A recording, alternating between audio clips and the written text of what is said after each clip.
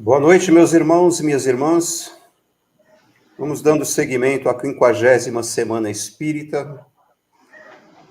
O foco dessa semana é muito bom a gente frisar a união das sociedades espíritas intermunicipal de Guarulhos e Arujá resolveu homenagear uma figura muito marcante no nosso meio espírita, Herculano Pires. Herculano Pires se destacou por ser um dos mais ativos divulgadores do espiritismo no Brasil. Ele foi jornalista, filósofo, educador, escritor e, graças a Deus, também tradutor. Em sendo tradutor, conseguiu traduzir os escritos de Allan Kardec e também foi uma pessoa muito combativa a desvios ou mistificações nas traduções dos livros de Allan Kardec. Nós devemos muito a esse confrade, essa pessoa que nos... para que a gente se deliciasse com ele. No dia de hoje, escolhemos a obra de Herculano Pires, o livro Na Era do Espírito. E temos, na figura do Marcelo Henrique, nosso explanador no dia de hoje, a missão de nos colocar detalhes desse livro maravilhoso.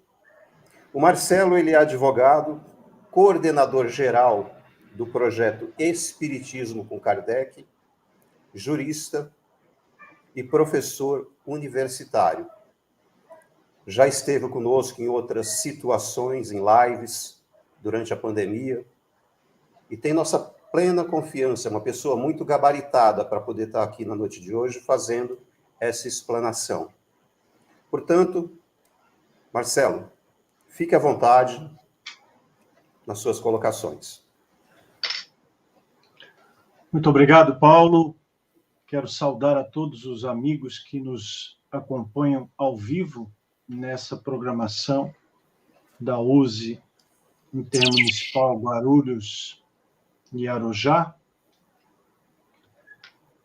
e dizer da minha satisfação em voltar a esse ambiente, ainda que virtualmente, já que me encontro no estado de Santa Catarina e os amigos da USE estão no estado de São Paulo, estreitando os nossos laços e permitindo que essa troca de ideias possa alcançar conceitos importantes para a era do espírito, já que o livro Na Era do Espírito foi publicado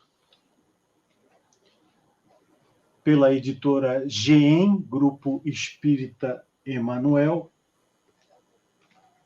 no longínquo 1976, ou seja, praticamente 50 anos atrás.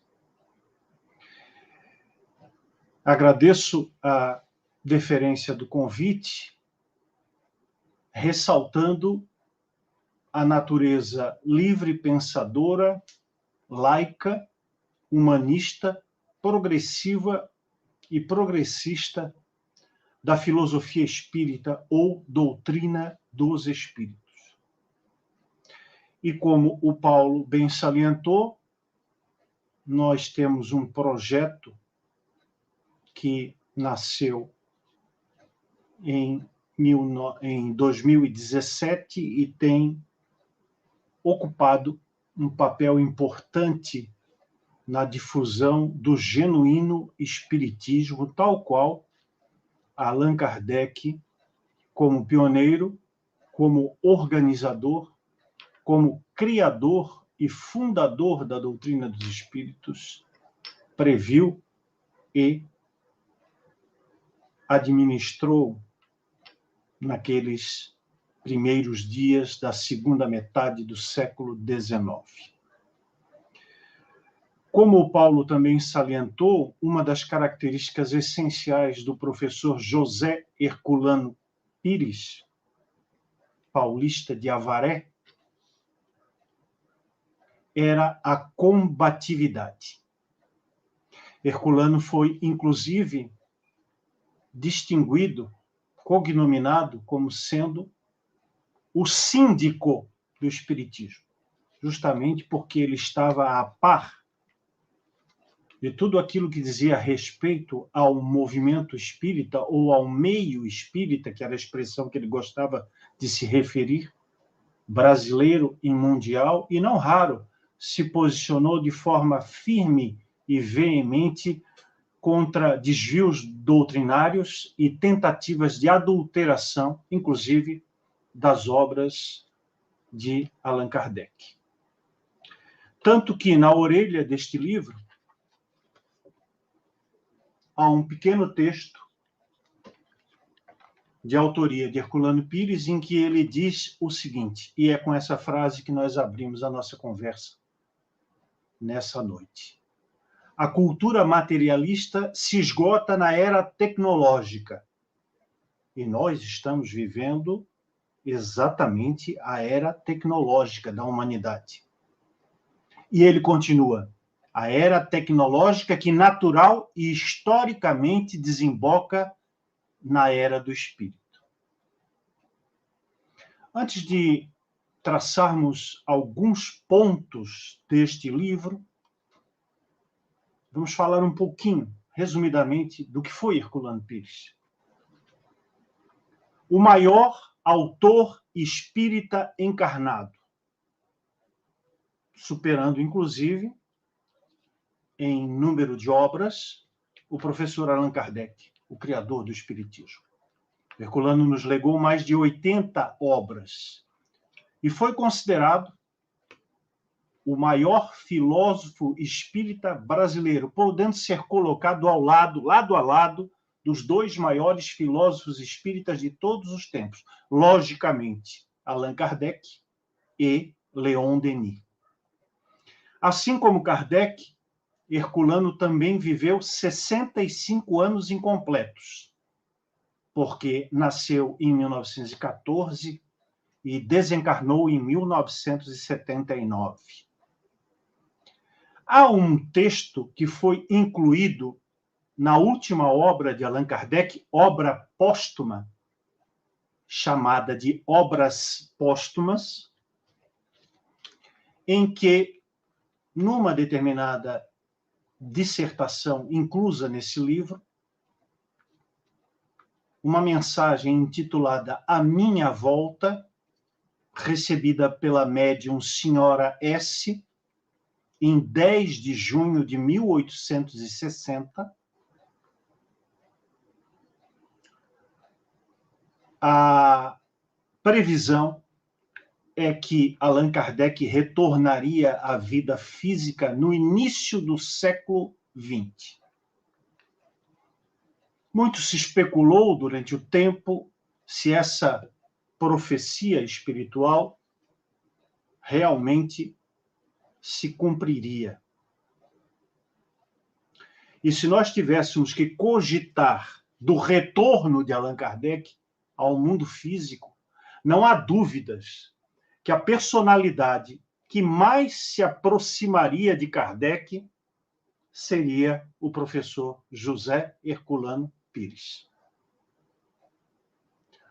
O biógrafo principal do professor Herculano, seu amigo pessoal Jorge Rizzini, ao escrever a biografia do professor Herculano, noticiou que numa reunião mediúnica ocorrida na garagem de sua residência, houve uma manifestação espiritual que identificou Herculano Pires como um poeta português que viveu em Lisboa entre 1810 e 1877, praticamente contemporâneo de Allan Kardec. E que, segundo essa mensagem, que é uma mensagem mediúnica, e como qualquer outra mensagem mediúnica, não deve ser aceita piamente, como se nós tivéssemos que baixar a cabeça para uma determinada revelação espiritual, precisaria como toda e qualquer mensagem de origem espiritual,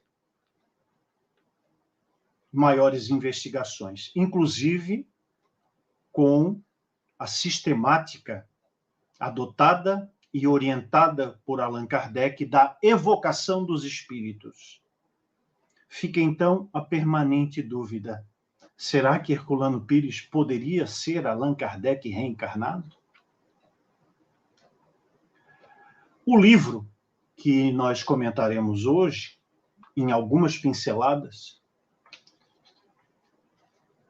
ele resulta de uma parceria profícua e relativamente longeva entre duas das maiores personalidades do espiritismo no Brasil, o próprio professor Herculano Pires e o médium Francisco Cândido Xavier. Dessa parceria resultaram 5 livros.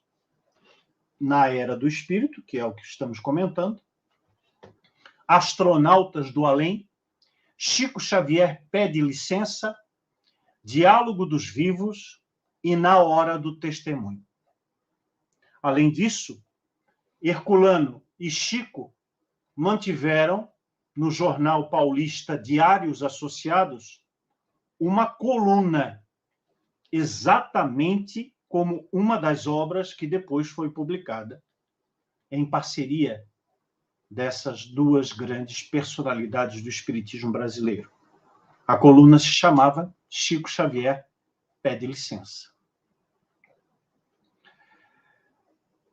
O trabalho de Herculano foi tão importante junto ao Chico porque o médium mineiro se viu, por diversas vezes, ameaçado, zombado, injuriado e caluniado por pessoas que visavam desqualificar a mediunidade em solo brasileiro. E, neste trabalho, Herculano sempre pontuou a necessidade de valorizar a autenticidade e a peculiaridade do psiquismo e das faculdades mediúnicas do médium Francisco Cândido Xavier. A ponto de ele destacar um conceito que, embora direcionado ao Chico, é aplicado a todos os homens, ou seja, a todos os seres humanos encarnados neste planeta, que é a interexistência. Nós, espíritos encarnados, vivemos a dualidade dos mundos. O mundo físico, material, e o mundo espiritual, transcendente. Obviamente, estamos falando de todas as experiências que eu e cada um de vocês devemos ter vivido nesta encarnação em que estamos, século XXI, Terra, continente americano, sul-americano, Brasil. E aqueles que nos acompanham, evidentemente, pela internet, em outras partes do planeta. Nós, comumente, nos vemos em relações com os espíritos. Obviamente, estamos falando dos desencarnados. Portanto, o conceito pontualmente dado pelo professor Herculano ao médium, o maior médium do Brasil, de todos os tempos, era exatamente a interexistência. Porque todos nós sentimos mais ou menos a influência dos espíritos nas ocorrências da nossa vida material. E, em muitos casos, travamos uma comunicação com as entidades desencarnadas. O livro se chama Na Era do Espírito.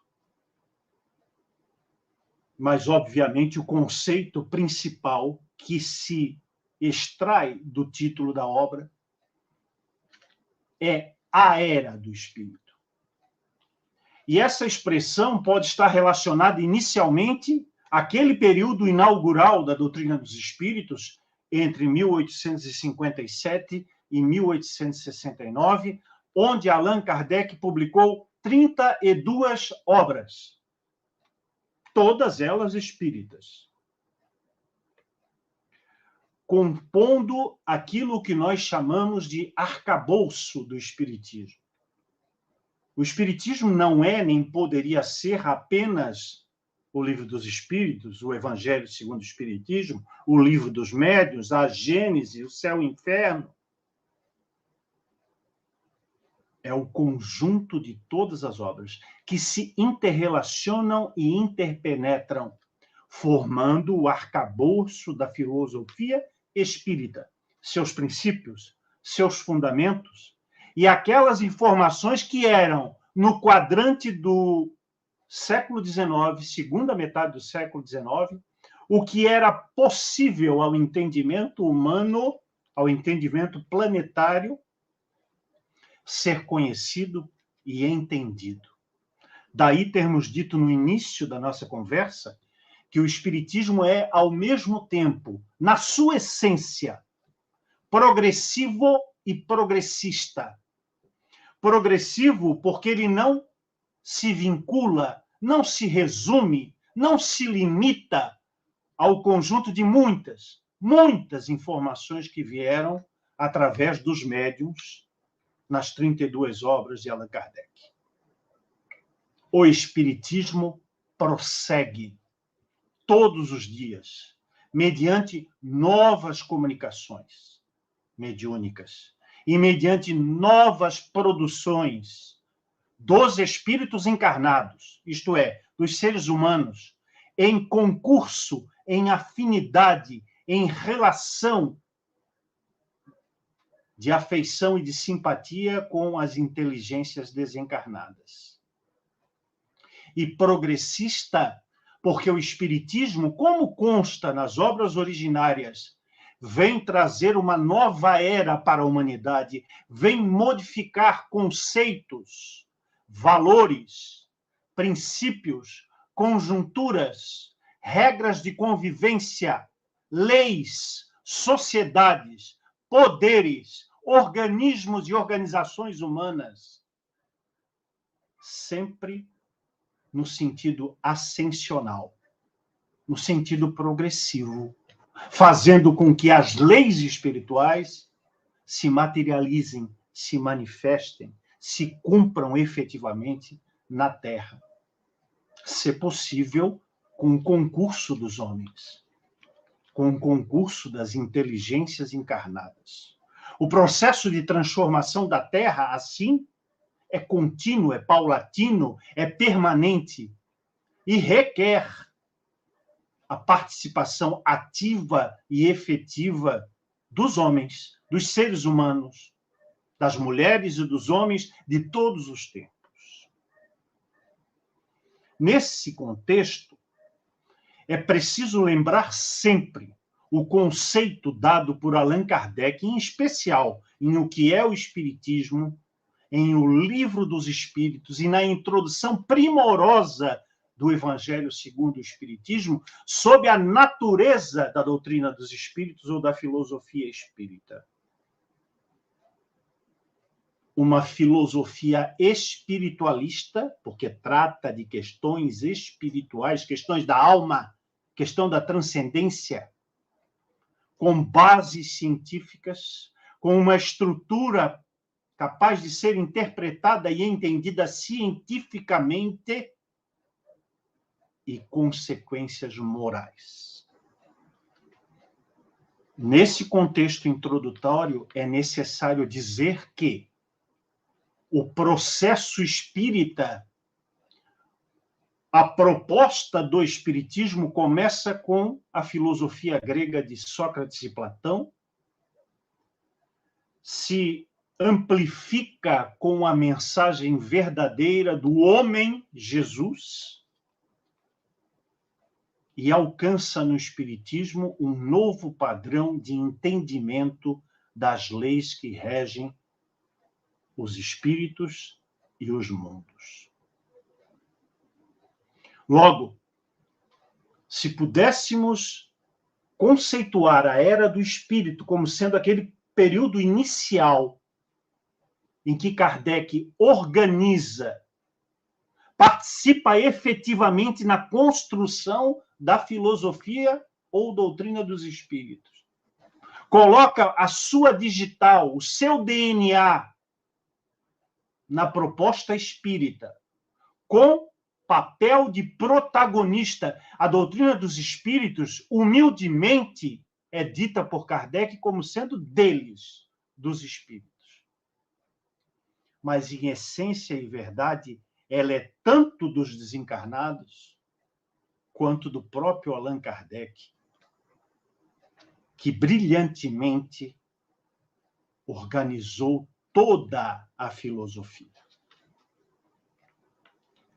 Mas também pode ser dita esta Era do Espírito em relação ao momento que estamos vivendo, o século XXI, no qual avanços sociais, científicos, filosóficos e dos distintos ramos do conhecimento humano poderão permitir, e permitirão, em verdade, avanços significativos em relação à nossa civilização, sobretudo para vencer as conhecidas ameaças à humanidade, que são a violência, as guerras, as intolerâncias, o fanatismo, o dogmatismo, os igrejismos, as desigualdades sociais e as injustiças sociais.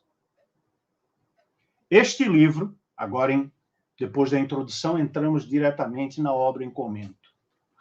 É uma coletânea de artigos publicados entre 28 de maio e 24 de dezembro de 1972, na edição dominical do Jornal Diário de São Paulo. São, então, mensagens psicografadas por Chico, acrescidas de explicações do próprio médium sobre o contexto, sobre o momento em que aquelas mensagens foram produzidas. Exemplo, estava o Chico numa reunião do Grupo Espírita da Prece em Uberaba, conversando sobre um determinado tema, e ele, então, entra no transe mediúnico, se concentra, médium mecânico, inconsciente, produz uma comunicação psicográfica. Esta comunicação é lida por um dos membros do grupo de estudo e depois há vários comentários a respeito da mensagem. O que fez Herculano Pires? Pegou a mensagem psicografada, o texto pequeno de Chico explicando a relação temporal e causal da mensagem e complementa com crônicas, com explicações doutrinárias a respeito de cada um dos temas. As mensagens, então, adquirem, segundo Herculano, no capítulo Horizontes Espirituais desta obra, que está entre a página 11 e a página 15, as mensagens adquirem uma nova dimensão porque estão insertas no tempo e no espaço da vivência humana, nas sessões em que as mesmas foram recebidas. Assim,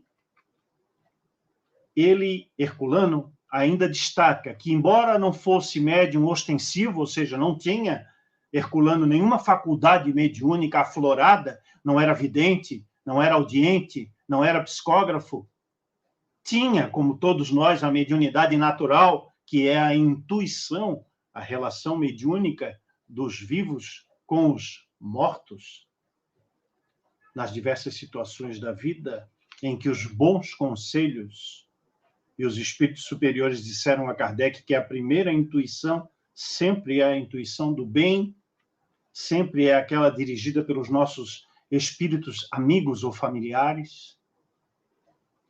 Não obstante, não poderem eles interferir no nosso livre-arbítrio de escolhermos ou não seguir aquela intuição. Então, Herculano ainda, nessa mensagem, diz que se sentiu inspirado, e a inspiração é uma das mediunidades também, para escrever os comentários de cada um dos textos, de cada um dos capítulos. A obra está dividida em 3 partes. São 29 textos de Chico Xavier, 27 mensagens mediúnicas, onde a inteligência desencarnada que mais se manifesta é Emmanuel, em 18 textos.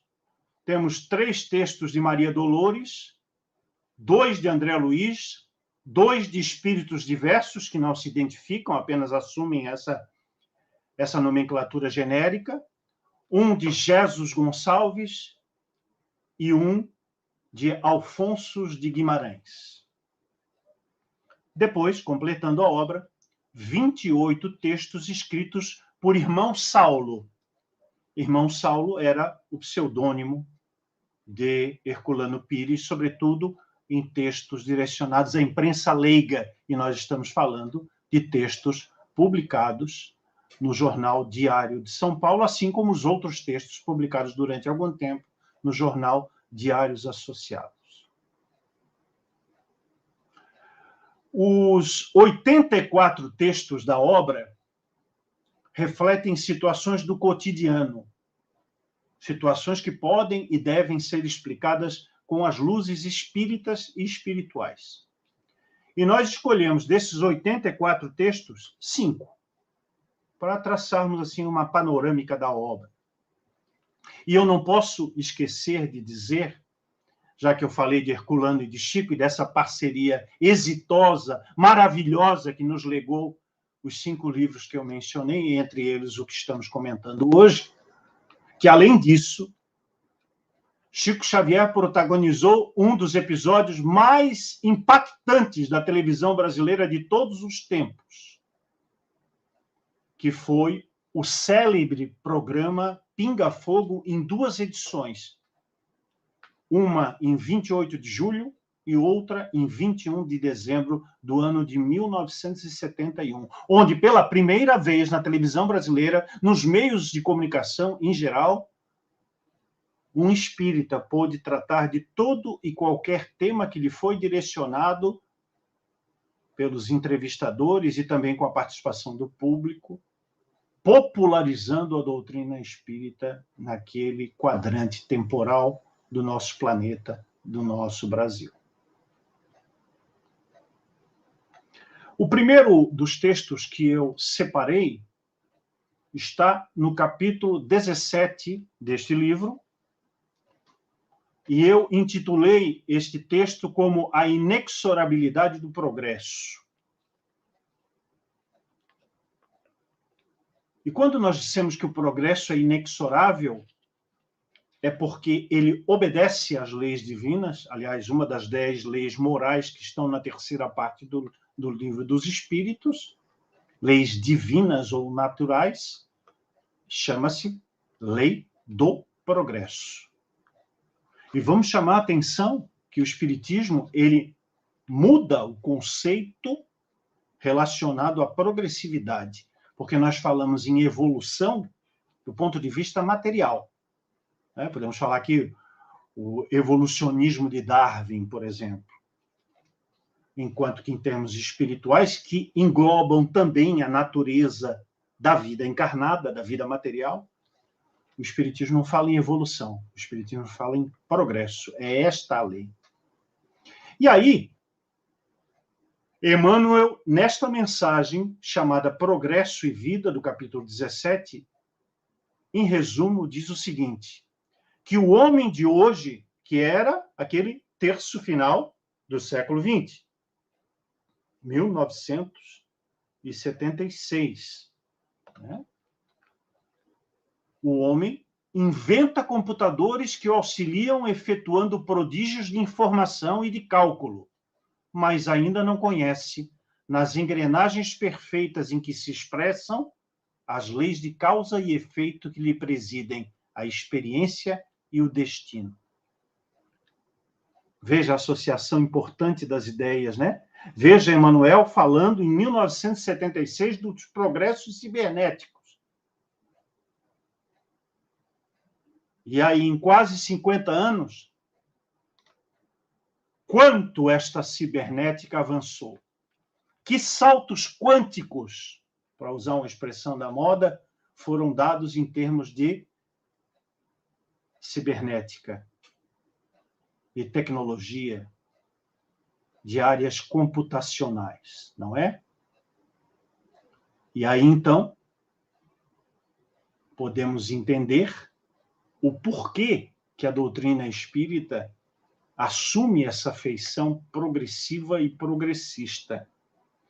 Porque, inclusive, Kardec pontua assim: quando a ciência avançar, que o espiritismo acompanhe a ciência. E se o espiritismo não acompanhar a ciência, fiquemos com a ciência. Advertência pontual para aqueles que pretendem dizer que não há avanços nas ciências humanas, ou que esses avanços estariam todos eles subordinados ao conjunto de informações que constam nas obras espíritas. Em nenhum momento Allan Kardec pontua que o espiritismo estivesse sempre na vanguarda, ou que fosse irretocável. Salientando outro sim, que os espíritos, ou seja, aqueles que ditam mensagens através da mediunidade, são a continuidade do que foram em vida. E que não há nenhum salto quando o espírito se desvincula do corpo material e se torna apenas a realidade invisível, imaterial. Os espíritos continuam sendo aqueles que foram aqui na Terra. Daí a necessidade de nós avaliarmos o conjunto da mensagem, a essência da informação, a autenticidade do fenômeno mediúnico e a rigorosa correlação entre o que foi o indivíduo em vida, o que ele disse, o que ele escreveu, o que ele fez, o que ele produziu e o que ele está dizendo depois da vida. Vida física, claro.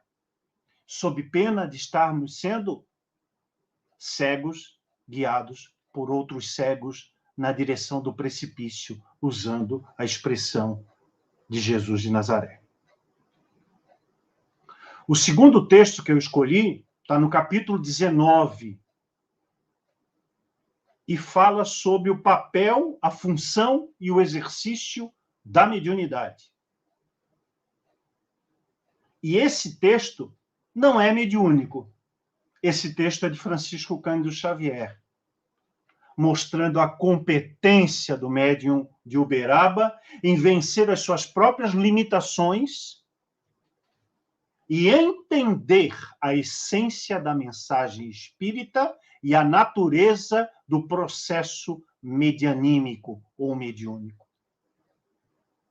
Diz Chico que, ao contrário do que teria ocorrido com muitos missionários e religiosos do passado, encerrados em retiros ou colégios de consagração absoluta ao mundo divino, os médiuns, abre aspas, necessitam de estar na Terra, como acontece com outras pessoas que se casam ou não se casam, devendo trabalhar no mundo, conciliando a atividade mediúnica com as demais responsabilidades mundanas, deixando de ser consideradas e auto-intituladas como criaturas angelicais na Terra, para serem o que realmente são, ou seja, abre aspas, seres humanos naturais que procuram o aperfeiçoamento próprio através de erros e acertos. E aí a pergunta que devemos fazer diante dessa advertência fraternal de Chico Xavier?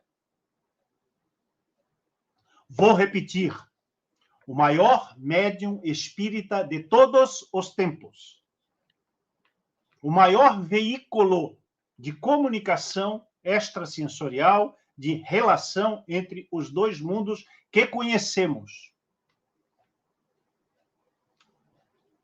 Curiosamente, vou abrir um parênteses, há uns 20, 25 anos atrás, eu procurei estudar também a mediunidade em outras religiões e filosofias, já que, como disse Jesus de Nazaré, o vento sopra onde quer, e que a mediunidade não é um apanágio, não é um requisito fundamental, essencial, único e estrito e restrito ao espiritismo. A mediunidade é uma faculdade natural da condição humana, material. E eu estudei, então, o japonês Masaharu Taniguchi, que muitos aqui conhecem, o criador da religião ou da filosofia Seishonoe. Pois Masaharu Taniguchi também era médium, embora não tivesse nunca assumido essa condição, numa religião que não tinha as características que o espiritismo tem para desvendar o processo de inter-relação entre vivos e mortos.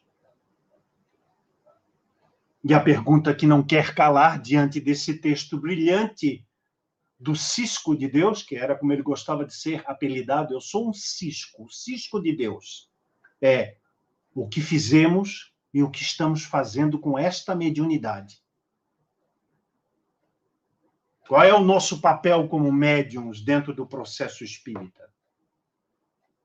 E como podemos nos superar diante das nossas próprias limitações e dificuldades para sermos instrumentos espirituais, através da mediunidade, um pouco mais equilibrados, autênticos e a serviço realmente do bem e da humanidade.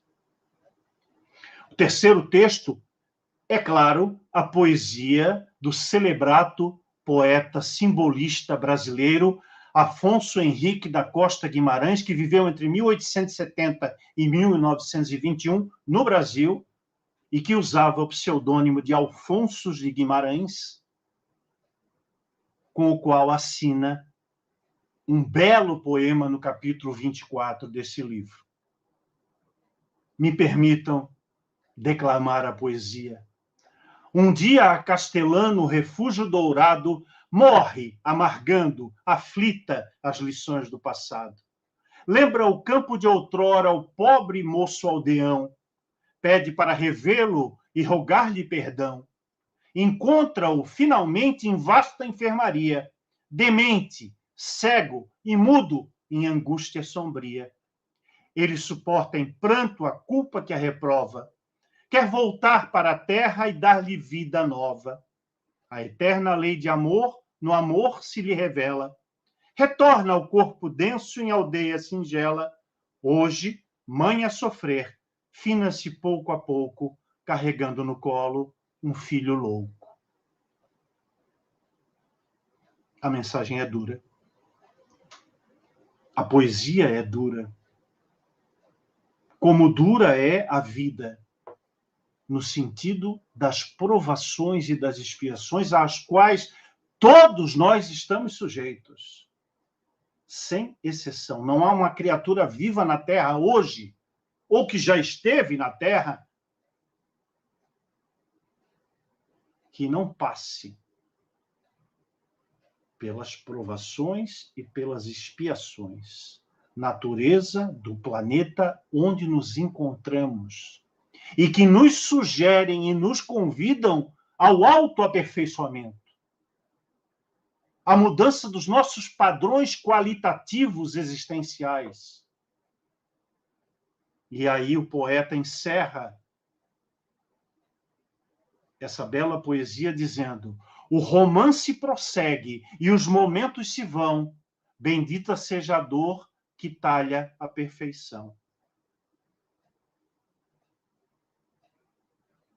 Contudo, que nós não sejamos arautos de mensagens incorretas, que nós não sejamos porta-vozes de uma ideia até doentia, que faz parte do cotidiano dos espíritas, dizendo que só se evolui. Até aí já há um problema, porque a evolução é física e o progresso é físico e espiritual. Vamos trocar, então, a frase que o movimento espírita cultua. Só se progride pelo amor ou pela dor? Quem foi que disse isso? Onde é que você encontra nas obras de Allan Kardec essa locução alternativa ou? Como se nós tivéssemos que escolher entre dois únicos caminhos ou processos. E como se amor e dor não estivessem correlacionados, entrelaçados, que não seriam mais do que já são episódios da nossa existência. Os estados de alegria e de tristeza se compõem, se repetem, se alternam em todos os dias da nossa existência.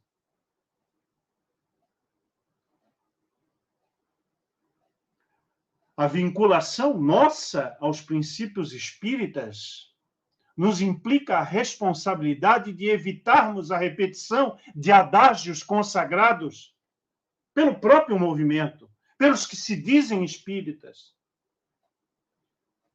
de que haveria esta escolha e que, possivelmente, diante das duas alternativas, quem escolhesse a dor estaria num estágio inferior a quem escolheu o amor. Não é assim. Nem pode ser.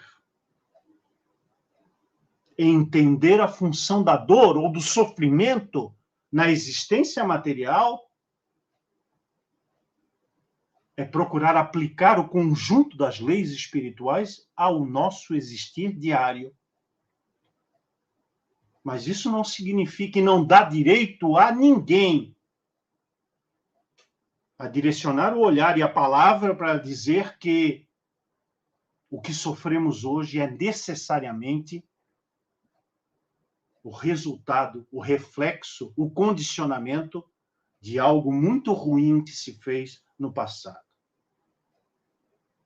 Não é essa a pedagogia espírita. Não é essa a cátedra dos espíritos.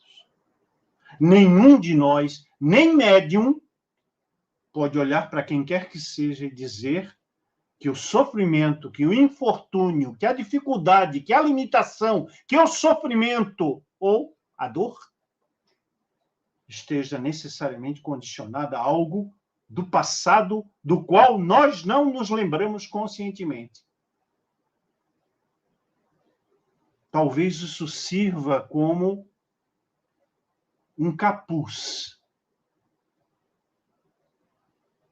para ocultar realidades essenciais que colocam nas nossas mãos, enquanto espíritos, a eleição dos nossos próprios destinos. Somos nós os atores principais da nossa existência. E a dor necessária em algumas situações, ela ocorre em função de todas as nossas contingências, as atuais e as anteriores, não podendo estar localizada ou vinculada a este ou aquele fato isoladamente. Muito menos a uma hipotética previsão de algo que tenha sido realizado no passado espiritual de cada um. O quarto texto que nós selecionamos está no capítulo 16 e é assinado pelo professor Herculano Pires. E ele fala da liberdade enquanto uma conquista inafastável do espírito. E aí, Herculano se refere ao bom senso encarnado. Quem é o bom senso encarnado? É o apelido que Leon Denis deu a Allan Kardec. Esse aí é o bom senso encarnado. É aquele que consegue entender com senso de bondade, de verdade, de utilidade as coisas que acontecem conosco, espíritos encarnados. Nessa mensagem, assinada por Herculano, se fala ao mesmo tempo da liberdade material e da liberdade moral. Abre aspas. Temos, assim, duas condições sociais para a liberdade, que são os princípios de igualdade e de fraternidade. E uma condição moral, diz Herculano, que é a responsabilidade. Sem obediência às leis divinas, que nos mandam servir ao próximo por amor, não há liberdade. Por outro lado, a liberdade absoluta não existe. É apenas um sofisma. Vivemos no relativo e não no absoluto. Vou repetir, parafraseando o professor Herculano, que liberdade é um conceito polissêmico, é um conceito plural. Não pode ser entendida apenas com uma vertente de entendimento, mas sim três. Duas são condições sociais, igualdade e fraternidade. Não se pode ter no mundo nenhum homem, nenhum ser humano que seja plenamente livre se ele não estiver numa condição de igualdade em relação aos demais e não estiver sendo e recebendo fraternidade. E aí, Herculano ainda pinça uma condição moral, que pode ser melhor traduzida até como uma condição ética, já que a moral é um conceito particular. A minha moral é diferente da sua. Mas, em termos de ética, nós temos, entre aspas, uma moral coletiva, uma moral que é reconhecida como boa para todos, uma moral que reverbera uns nos outros e que, portanto, essa condição moral ou ética é a responsabilidade pelos próprios atos. Chegamos ao quinto e último texto que eu selecionei desta maravilhosa obra, que eu recomendo a leitura, apesar de ser uma obra simples, porque ela não encarta grandes lucubrações sobre princípios doutrinários ou sobre conceitos contidos na obra de Allan Kardec, que seriam sobre os fundamentos do espiritismo. São, como eu disse no início, situações cotidianas que servem tanto para aquele tempo, há quase 50 anos, quanto para os dias de hoje. Há um texto também de Chico que é um primor e que se chama Como Consideramos Jesus. E está no capítulo 28 desse livro. E é uma tentativa do Chico, do homem Chico, do homem simples, humilde, de entender de uma maneira simples e emotiva quem seria Jesus. Ele pontua, e nesse caso é a visão dele, Chico, não é a visão de Emmanuel, não é a visão do conjunto dos espíritos com os quais ele trabalhou, é como se ele estivesse numa roda de amigos falando sobre Jesus. E aí ele diz assim, abre aspas, Jesus é o supremo orientador da evolução moral do planeta. E acrescenta na mesma mensagem que espíritos como Buda e Zoroastro seriam ministros de Jesus, como orientadores ou chefes de grandes movimentos humanos-sociais.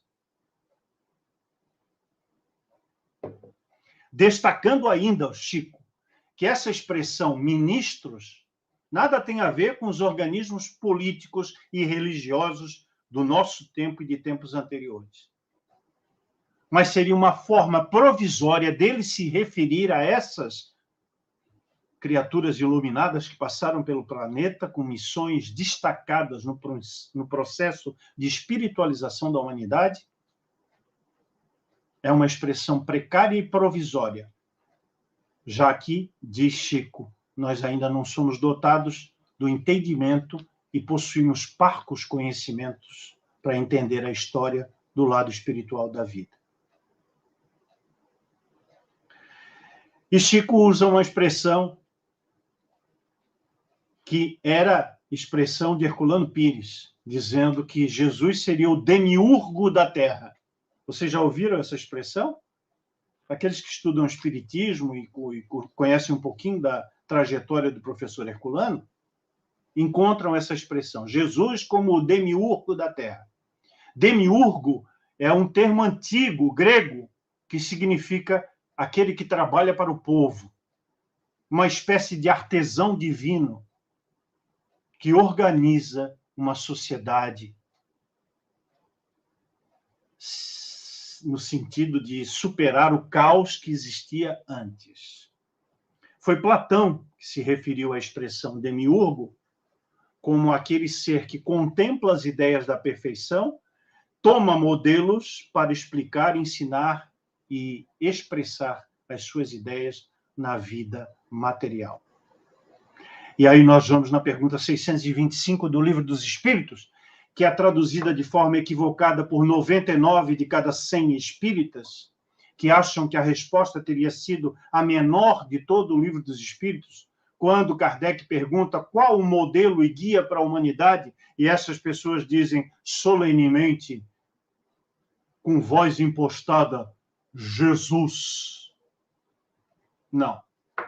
Os espíritos disseram, vede Jesus, observe Jesus, analise Jesus, como uma das referências para a humanidade. E eu sempre digo isso quando sou convidado a falar sobre o homem de Nazaré, Yeshua Bar Yosef, Jesus, filho de José, que era assim a expressão na época, intitulada para o nome das pessoas. Esse é Jesus, filho de José. Todo mundo sabia quem era o José, todo mundo sabia quem era o Jesus. Que eu carinhosamente chamo de magrão. Jesus, para mim, é um magrão. É uma forma pessoal, afetuosa, próxima de me referir a esse magnânimo personagem da humanidade. E aí eu perguntaria a você, espírita, e a você, espírita cristão, como muitos gostam de se denominar, se auto-intitular. O que eu faço com 2/3 da humanidade que não conhece Jesus? Que não reconhece Jesus?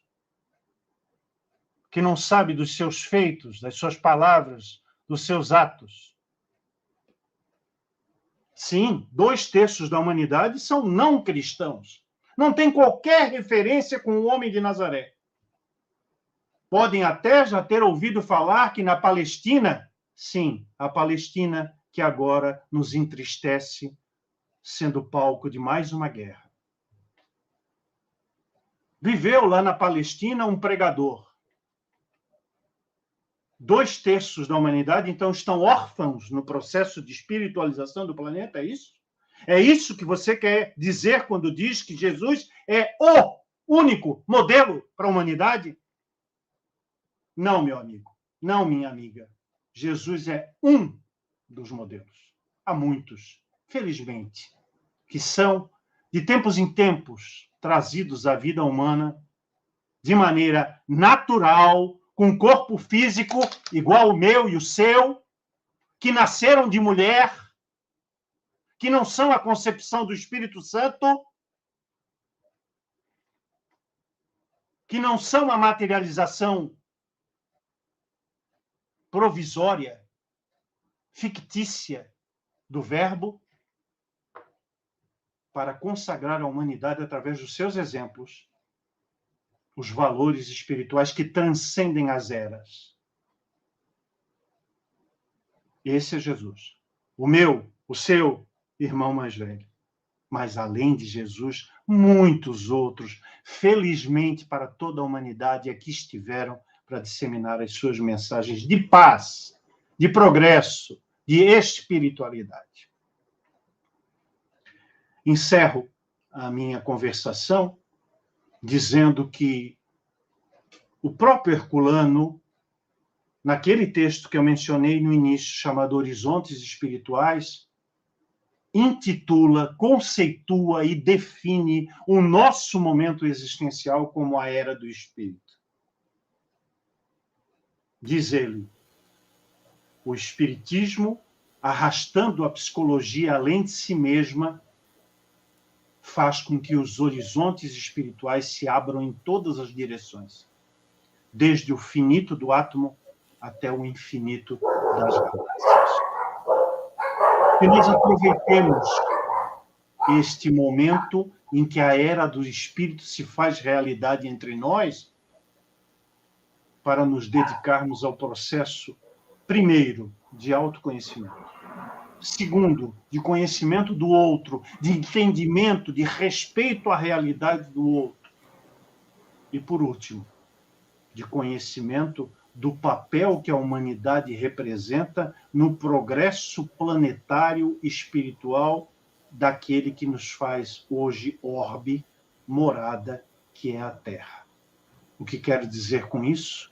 Que não se pode ser espírita apenas e tão somente dentro da casa espírita. O nosso trabalho é lá fora. Muito obrigado. Muito bom, Marcelo, muito bom mesmo. Bom, em nome de todos os espectadores, os atuais e os futuros, né, porque esse vídeo vai ser postado nas nossas redes sociais, eu agradeço imensamente as suas colocações, Marcelo, os seus ensinamentos, também os seus apontamentos e também os alertas, né? Eu gostei muito do que você colocou. Tomo liberdade para poder já te informar que eu também sou palestrante. Muitas das suas colocações eu peço sua autorização para eu poder passar para frente, que acho que a luz não pode ficar restrita, né? A gente aprende e existem pessoas que estão necessitadas de aprendizado, a gente passa para frente. E você colocou, Marcelo, uma questão que eu achei bastante interessante, em que o amor e a dor estão entrelaçados. E é bem o foco desse livro, porque a maioria dos relatos do Chico envolvem pessoas com conflitos individuais e familiares também, questões relacionadas à saudade de um ente que se foi, de um filho problemático na fase da infância, da adolescência. E a questão da dor, né? Tem momentos em que a gente está vivendo momentos de felicidade, porém, existem momentos em que a vida nos traz situações que nos trazem desprazer e dor.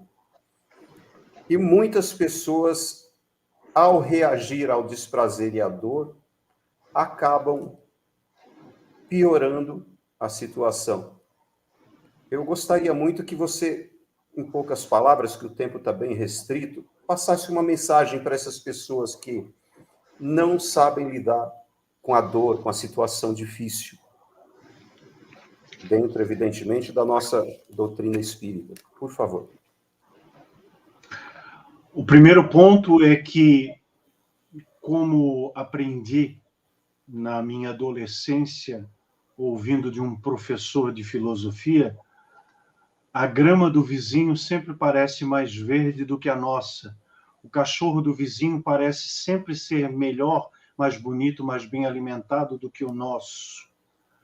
O lugar onde o vizinho mora, a casa dele, parece ser sempre melhor do que a nossa, mais bem estruturada. O emprego dele parece que não oferece nenhum dissabor, enquanto que o nosso nos provoca contratempos. Essa é uma questão que nos persegue a vida inteira, no sentido de querermos o cenário do outro, queremos a posição do outro, queremos a realidade do outro e não sabemos, na essência, o que é que o outro está verdadeiramente passando. No silêncio de uma madrugada, onde nós repousamos o nosso corpo cansado que precisa de refazimento, a nossa cabeça no travesseiro, o nosso corpo no colchão, nós não sabemos se na casa do vizinho, do colega de trabalho, do nosso superior hierárquico, do nosso professor, do presidente da casa espírita, não há uma dor atroz que provoca lágrimas sucessivas. E da porta para fora, nós assumimos uma roupagem, quase uma máscara, que nos distancia daquele momento de solene e pungente dor, para que nós possamos conseguir continuar convivendo com as nossas deficiências e dificuldades.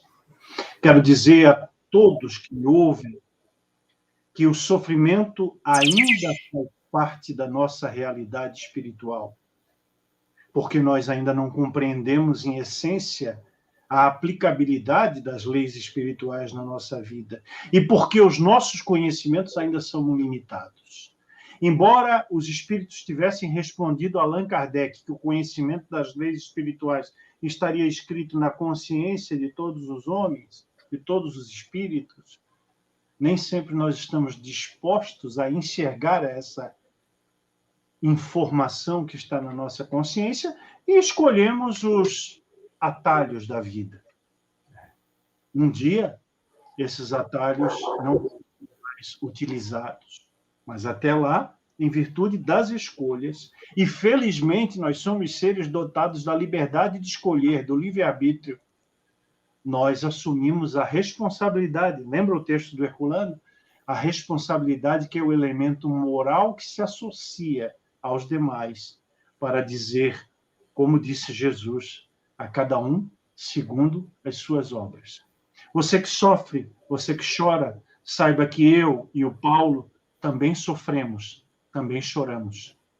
Mas valorizamos muito mais os momentos de alegria, em que a expressão do conhecimento nos faz perceber que aquele instante doloroso que acabamos de superar só foi possível pela nossa tenacidade, pelo nosso empenho, pela nossa coragem de lutar contra as nossas más inclinações, como disse Kardec, e de ser, a cada dia, uma nova e renovada oportunidade de progresso.